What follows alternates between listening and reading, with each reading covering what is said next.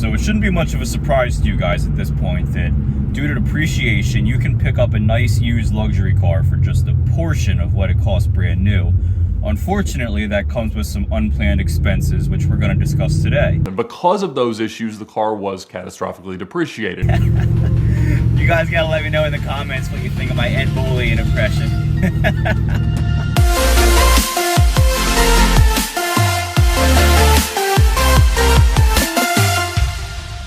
What's going on, guys? So today we're gonna be looking at everything wrong with my $2,000 Mercedes-Benz.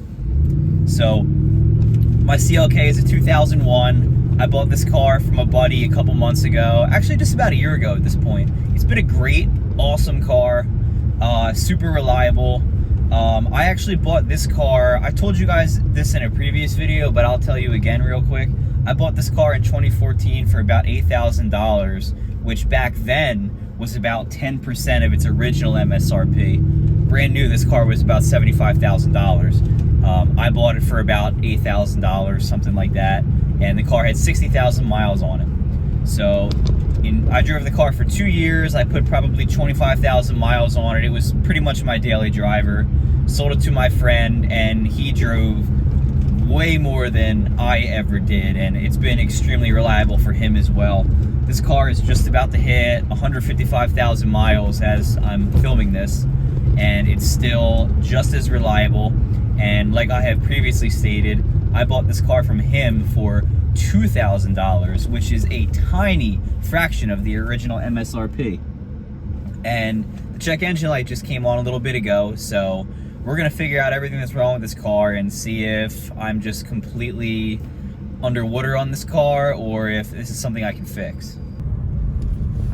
All right, guys, so the very first thing we're gonna do is wash the car. I'm thinking there's like a 2% chance that maybe if I wash it, the check engine light will just go away, and that's all it is. So fingers crossed. When you say my name, I just wanna feel you more. I tried to read your book, but it's too complicated, and I can't know how you feel. Damn, I hate it. Yeah, that's clean, right? Nicer? Nope, not even a little bit. I told my friend I would help put a pinstripe on the side of his car, so we're gonna go do that.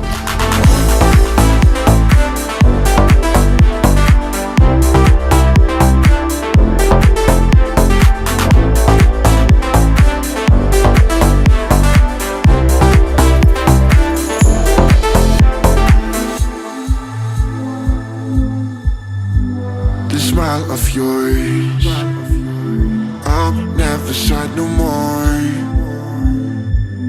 When you're getting close, what are we waiting for? I tried to stop your bomb, but it detonated, and I can't know how you feel. So right now we're on our way to our parents. We gotta get something, and I can't wait to show you what it is.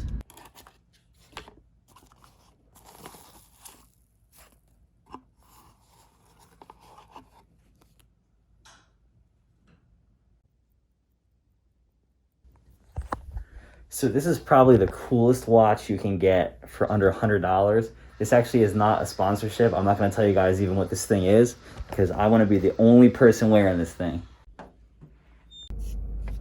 Looks like the only problem we're having right now is some kind of EGR code. It's some emissions thing.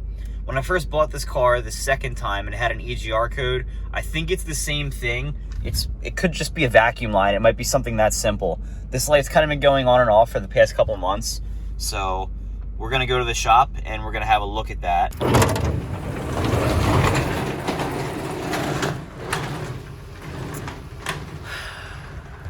The last time I brought it here, it wouldn't start. So looks like we got another side quest. All right, so here's under here with the starter. So just ignore this. I took that off for a reason. But I think I'm gonna have to take this off. This is the constant hot. It's almost like there's something linked to it all the time, which is why this truck is always hot. So I'm thinking maybe something didn't get set up right when I was putting this thing back together. What I'm really trying to say is I'm hoping for an easy fix here. Looks like this got a little too close to something really hot. Anybody want to take one guess at what that could have been? Just one guess. You're going to get one guess. So after playing around with the wiring, it's looking like we're not going to get this thing to move tonight. It's not the battery. The battery is good. It's the starter.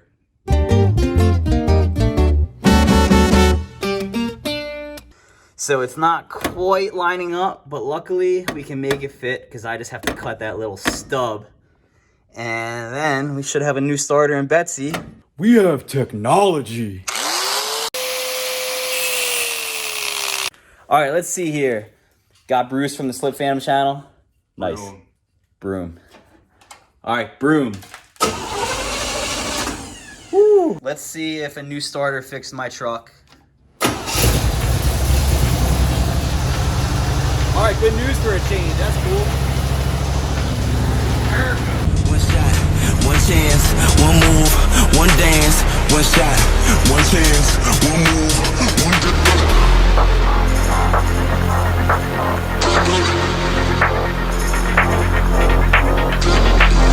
One shot, one chance, one move, one dance. One shot, brace yourself for the Vegas. One shot.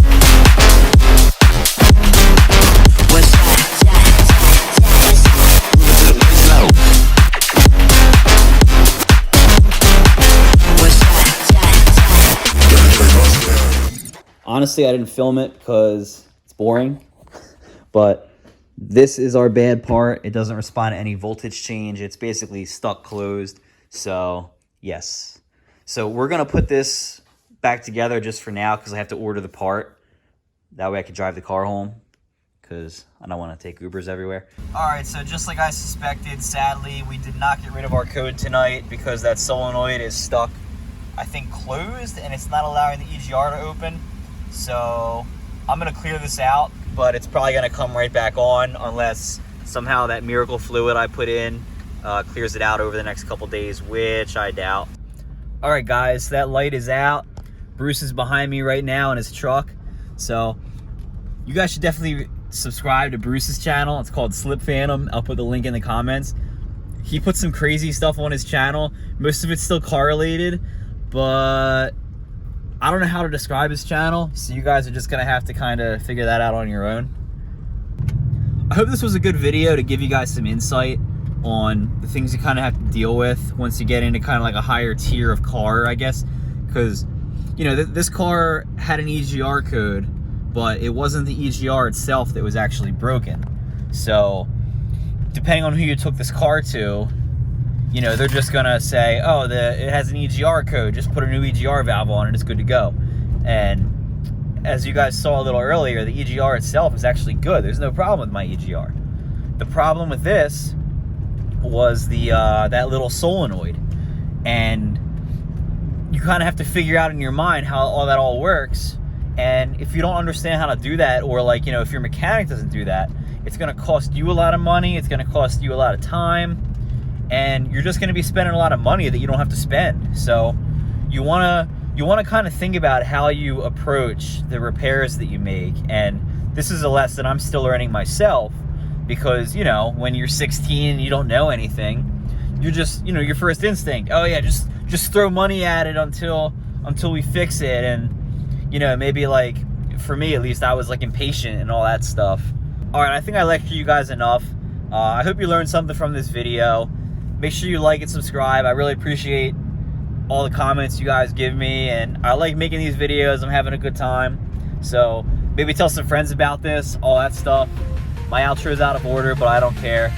You guys have a good night, and I'll catch you next time.